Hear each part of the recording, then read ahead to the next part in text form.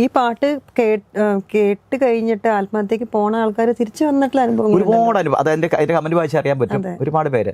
അതിലെനിക്ക് അറിയാവുന്നൊരു കാര്യം, ഒരു വ്യക്തി ആ വ്യക്തി ഈ ആത്മഹത്യക്ക്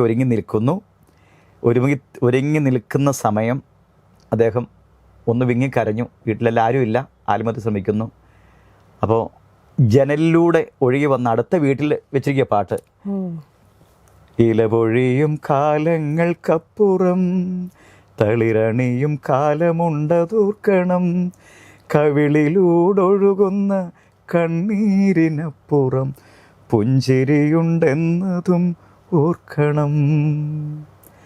പ്രത്യാശയോടെ നീ ദൈവത്തെ നോക്കിയാൽ ഉത്തരം നൽകുമെന്നറിഞ്ഞിടേണം, അവൻ ഉത്തരം നൽകുമെന്നറിഞ്ഞിടേ.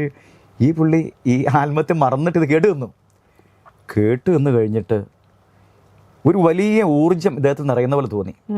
ഇദ്ദേഹം അവിടെ കുറച്ച് പൊട്ടിക്കരഞ്ഞു.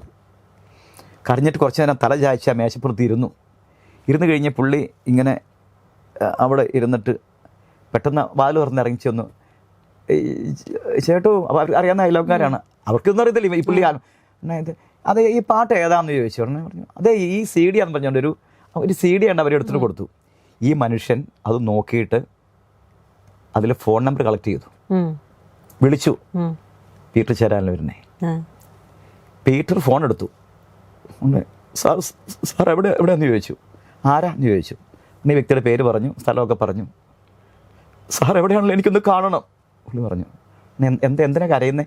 സാർ എവിടെയാണ്? എന്നെ പുള്ളി പറഞ്ഞു, ഞാനിങ്ങനെ എടപ്പള്ളി വല്ലാർപാടം ഭാഗം ഉണ്ടെന്ന് പറഞ്ഞു. പുള്ളി എന്ന വല്ലാർപാടം കണ്ടാണ്.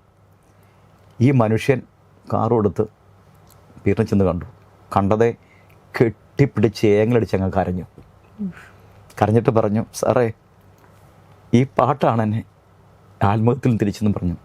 പിന്നീട് ആ മനുഷ്യൻ ഒരുപാട് സ്നേഹം പങ്കുവെച്ച് വളരെ നല്ല ഊർജ്ജത്തോടെ ആർജ്ജത്തോടെ ഇന്നും ജീവിക്കുന്ന ഒരു വ്യക്തിയായിട്ട് ആ വ്യക്തി നീങ്ങുന്നു കഴിയുമ്പോൾ അത് കേൾക്കുമ്പോൾ നമ്മുടെ കണ്ണ് നിറയും. അത് സത്യം. കാരണം ഒന്നും കഴിയാൻ പറ്റിയില്ലെങ്കിലും ഒരു ജീവനെ പിടിച്ചു നിർത്താൻ നമ്മളെ ദൈവം ഉപയോഗിച്ചല്ലോ.